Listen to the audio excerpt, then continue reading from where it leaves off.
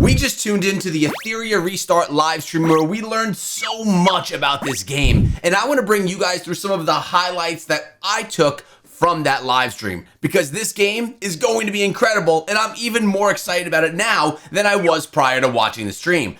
Before I go any further though, I need to thank Etheria Restart for sponsoring today's video, and if you want to get yourself pre-registered to play as soon as possible, make sure you go to the link in the description of the video and check that out because, well, yeah, you can get yourself on that list. First thing I want to mention is that this game is launching on June 5th. It's gonna be global. You can all play at that point in time on Steam, PC, and mobile devices, which is actually incredible.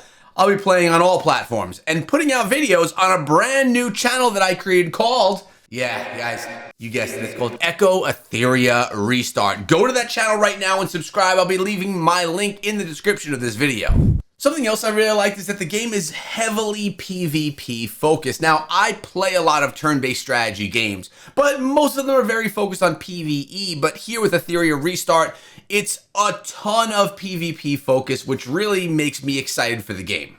Additionally, from May 5th through May 16th, there's gonna be a beta, and this beta is gonna be testing out monetization inside of the game, where it's gonna just see how the whole system works. More on that in a few minutes. But the cool thing is, it's gonna be wiped, right, because it's a beta, but then you get that refunded back to the game for when you play in real time when it actually launches on June 5th. Those funds are coming back to you with more in addition to that as well. So you're basically getting extra money for the money you spend. So it's a win if you ask me.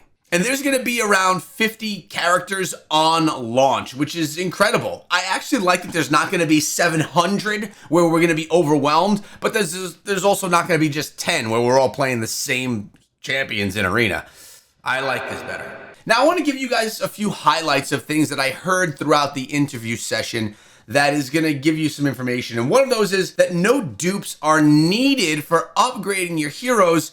I mean, you do, I believe, need dupes to upgrade them, but it's not gonna be an upgrade that's so substantial that free-to-play players that have a hard time getting these duplicates are gonna be missing out on. It's small incremental damage and stuff like that. So I actually like this feature. And along with it came a lot of discussion regarding how they are very conscious of free-to-play players and they want the experience to be just as good for free-to-play players as it is for spenders inside of the game. And I loved when they said that there's going to be no champions needed to be used as food. I absolutely hate upgrading food champions and having to put them into other champions to get the higher champions up or the levels up. I don't like that mechanic. It's daunting, it's heavy. Here in Etheria Restart, you're gonna be able to do PvE activities, gain rewards from that, and those rewards are the materials used to upgrade. So smart. Why hasn't this been thought of before? It literally just allows you to upgrade with the materials that you farm. I love it. Good job. And man, they're taking this to the competitive scene. Now, you guys know I love esports. I used to do casting for Clash of Clans, Brawl Stars, PUBG Mobile, all of these games, esports casting on stage, and absolutely loved it. Hearing that Etheria Restart is going to be heavy inside of esports is actually incredible. And they're going to have weekly tournaments on the weekends that you can participate in. So I really love this element. We don't see it in turn-based strategy, but we're going to see it in Etheria Restart, and it's going to be the jam. Now, I mentioned before about the team being really conscious about free-to-play players versus spenders. They are very understanding that most players are either low spenders or free-to-play players, but they also are very conscious about the balance of the game. So what we see now in the genre is a new hero comes out and suddenly it's going to be so much stronger than everything out there that everyone has to get it to be able to be competitive. But here, they don't want that to happen. They want the new heroes that come out to be as balanced and on, just to work and synergize well with the ones existing in the game, which tells us that they're going to try to avoid power creep inside of Etheria Restart. Meaning, if we unlock a champion on day 1, those champions are still going to be relevant on year 3.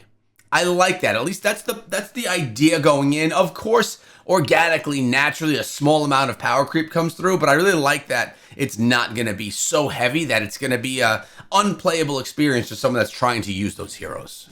And the team doesn't want PvP to be everyone playing the same 5 heroes. that gets boring, right? You want to be able to have an arsenal of heroes that we can use and choose between with different team synergies for different PvP battles. Again, not something that this genre is really great at, but they're going to be working on making it great here.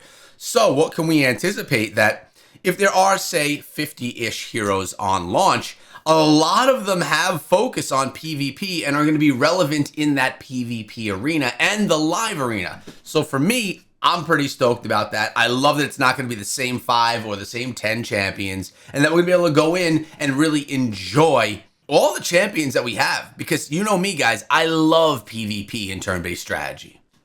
And while I was streaming, a lot of people were asking about clans. Well, clans are going to be in Etheria Restart, but they're going to be called unions. And this is going to be great because friends can be in these unions together and participate in different PvE events, different events going on inside of the game, level up together, progress together, and really bring in that social element that I think, honestly, every game, no matter what the genre is, needs. So those are 10 different things that Etheria Restart is doing that I think they are doing, making this game-changing to the genre. And I didn't even talk about how the heroes look so incredible. Their kits look incredible as well. Did I just say incredible twice? I think I did. Either way, the graphics inside of the game are beast mode, and the music that we were hearing throughout the live stream, bringing us into that realm, I absolutely loved. It just was on fire. So throughout this video, you saw some moments from the live stream. I'll be linking the full live stream in the description of this video as well, in case you want to see every single moment and not have missed out on anything that was happening. And in addition to that, I know that you guys want to be there playing alongside of me. I'll have a union inside of the game that I'm sharing all the details to in my other channel, Echo Etheria Restart. So make sure you go over there to subscribe, so when my union is created, you have basically that personal touch invite right there for you, so we can play together and have a lot of fun. Pre-register for the game with the QR code or my link in the description. And guys, make sure that you have as much hype about this one as I do. Thanks again to Etheria Restart for sponsoring the video.